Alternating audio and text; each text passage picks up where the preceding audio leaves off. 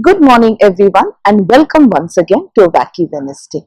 Today, I'm standing in the courtyard of one of the oldest temples of Singapore. You guessed it right, it is Srinivas Perumal Temple. This temple was founded in 1885 and declared as a national monument in 1978. This temple is dedicated to Lord Vishnu, the protector of the universe. And you must be wondering why I'm so decked up today. Well, I'm celebrating Diwali. Surprise? Yes, I'm celebrating Dev Diwali, Diwali of the gods. We all celebrate the 4 days of the Choti and the Badi Diwali, but we forget the Dev Diwali these days. The hallmark of this Dev Diwali is Tulsi Vivaha. It is the Vivaha of this beautiful plant Tulsi with Lord Krishna. There is a beautiful story surrounding it, and you all can read it at leisure on the internet. But today, I'm going to tell you why I think this wedding happens.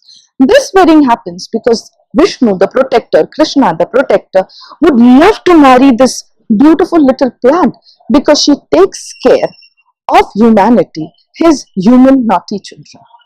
That's right. You see, during Diwali, we are compelled to burst firecrackers, right? Even though we know that our asthmatic children are going to suffer from it, even though we know our lovely pets are going to be terrified it, even though we know there's lots of pollution in the environment, we still love to burst firecrackers during Diwali, the Diwali Dhamaka. So the pollution levels increase.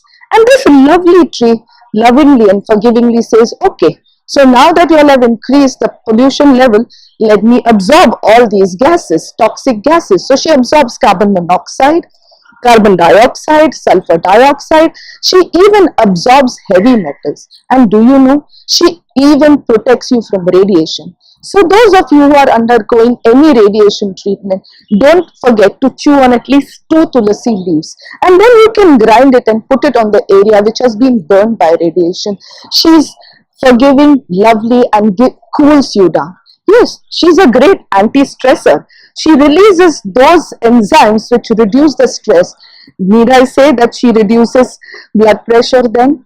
She also works on the beta cells in the pancreas and therefore helps reduce blood sugars. It was World Diabetes Day last week and we have done a special Wacky Wednesday on that. Don't forget to watch that. So you see, the tulsi leaves have antibacterial, antiviral and antipyretic properties. So when the weather changes, which changes so often in Singapore, and the rain comes, and along with it come the flus and the high temperatures, juice of the tulsi, have it with honey, it will help you. Or simply brew it in a healthy tulsi tea. Or when the sinus headache attacks and you get this awful head congestion, boil tulsi in water and simply inhale its essential oils. It will push the sinus headache far away. Tulsi also helps in renal colic, the colic caused by kidney stones. Not only that, the seeds of tulsi, the tulsi beej as we call them, on which we have also done a Wacky Wednesday about sabja, please watch that, is a coolant. It helps to beat the summer heat. Also, it alkalinizes the urine and therefore helps prevent urine infection. Now, do you see the seeds, the leaves, even the roots and the stems of the tulsi plant are medicinal. Now tell me, such a forgiving, loving mother we have in this little perennial shrub, wouldn't the Lord, the protector of the universe, want to marry her? Not only that, tulsi grows beautifully in an equatorial or a tropical climate. All it needs is a lot of sunshine, lot of water and tender loving care. Bhakti, if I am allowed to say it. But then tulsi also grows wildly. The seeds just disperse by wind, and wherever it finds moisture and sunlight and a little bit of love, it simply grows. Few decades back, Mumbai had a movement called Tulsi Laga Pradushan Bhaga. That means plant a tulsi and chase the pollution away. So tulsi saplings were gifted to people in Mumbai to grow in their apartments, to grow in their balconies, to grow wherever they wanted to.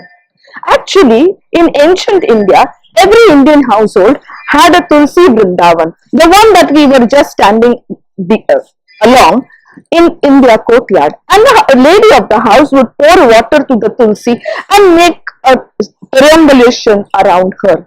Now, do you see? In just a simple act, she was inhaling the medicinal properties of this plant. Not only that, this plant keeps mosquitoes away. And if ever the mosquitoes were to bite and we are to get dengue or malaria, this plant even helps in that. The juice of tulsi taken during malaria and dengue helps recover fast. So as we are fighting the mozzie menace, let us grow more tulsi. Taj Mahal, the monument of love, built in pure marble, recently had started turning yellow because of the acid rain caused by the industrial pollution. Now, the authorities were working with the factories to reduce the pollutants, but in the meantime, a botanist and a geologist came up with a brilliant idea. They gifted 20,000 tulsi saplings to the residents around the Taj Mahal and also planted a lot of tulsi plants in the Taj Mahal gardens. Within a year, the yellowing of the Taj Mahal had started reducing. Now, do you see how beautiful this tulsi plant is? Really like a mother, taking care of the environment, taking care of our health, taking care even of our stresses. Isn't she a beautiful mother? Wouldn't you want to plant her in your home? Do plant her and be healthy and be happy. Namaste.